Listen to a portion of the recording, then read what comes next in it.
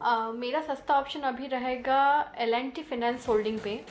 L&T FH मुझे लगता है बहुत वेल प्लेस्ड है। ये 130 128 जोन्स के बीच में अच्छा खासा इसका कंसोलिडेशन हो गया और मार्केट अपसाइड है ही इसको। तो यहाँ पे एक 131 का जो कॉल ऑप्शन है जो रफली अभी ₹4.25 पर ट्रेड करता है, आप इसमें पार्टिसिपेट कीजिए। स्टॉप लॉस ₹2.80 का रखिए। यहाँ पे जो टारगेट्स है वो ₹5.80, फिर ₹7 एंड देन ₹9 तक भी आप इसको एक्सपेक्ट कर सकते हैं। बिकॉज L&T FH मुझे लगता है एक दो सेशंस में आपको 137 138 तक भी एक मूव दिखाएगा। L&T फाइनेंशियल होल्डिंग्स, ये आपका पहला ट्रेड इस समय आता हुआ 4 का चौका के रूप में, जहां पर एक मोमेंटम देखने को मिल रहा है। चलिए अब अगले ट्रेड की तरफ बढ़ेंगे और वो मेरे ख्याल से राजेश सातपुते दे रहे थे, नहीं राजेश पालविया दे रहे थे। राजेश जी बताइए, F&O सुपरस्टार।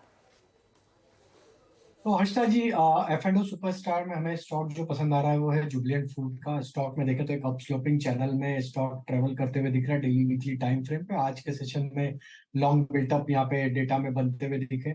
जिस तरीके से स्टॉक का ओवरऑल स्ट्रक्चर बना है, हमें लग रहा है ये स्टॉक का मोमेंटम फर्दर एक्सटेंड होते हुए दिखना चाहिए। अपसाइड के टारगेट यहाँ पे 560 565 तक आते हुए दिख सकते हैं। स्टॉप लॉस जो रखना होगा करीब होगा 530 के आसपास। ओके, जुबिलेंट फूड्स एक बार फिर अपीयर होता हुआ कॉल्स में। इसके बाद चलते हैं नेक्स्ट ट्रेड पर। राजेश सतपति जी के सौजन्य से आगे अगले ट्रेड। राजेश जी, चार्ट के चमत्कार क्या पे कर रहे हैं आप? वीरेंद्र जी देखिए, मेरी नजर है कैनफिन होम फाइनेंस पे।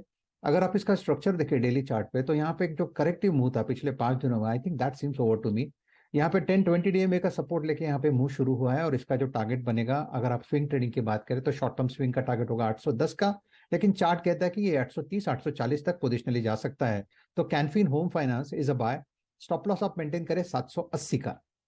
कैनफिन होम्स यहाँ पर एक बाय इस समय राजेश जी की तरफ से। Sharad ji, mid cap funda stock आपका? हमारा मिड कैप फंडा है Akzo Nobel India. Company paints की जानी मानी कंपनी है, पेंट्स और कोटिंग्स की। कंपनी ने रिसेंटली अपने जो डिस्ट्रीब्यूशन नेटवर्क है उसको लगभग डबल किया है, जिसका फायदा आने वाले समय में दिखना चाहिए।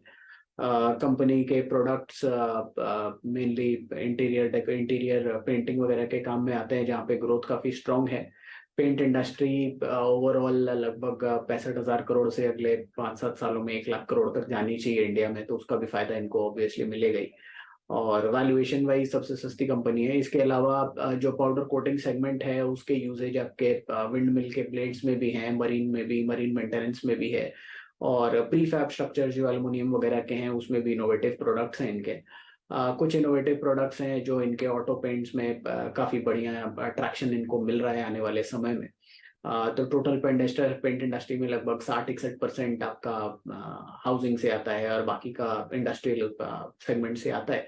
दोनों ही सेगमेंट्स में मुझे लगता है इंडिया में ग्रोथ काफी अच्छी रहेगी। कंपनी जिस तरीके से अपने डिस्ट्रीब्यूशन रीच को एनहांस कर रही है उसका भी फायदा मिलेगा। हमारा ये मानना है कि अगले 2 साल में अर्निंग्स 70-75 से बढ़ के लगभग ₹100 के आसपास आ जानी चाहिए, और 30-35 का मल्टीपल कंपनी को आसानी से मिलना चाहिए। तो ₹3,500 के लक्ष्य के हिसाब से एक्सो नोबल इंडिया। तो नोबल, ये है शरद जी की पिक्चर। ये चारों के चारों ट्रेड्स रिकैप करते हैं आपके लिए। सबसे पहले सस्ता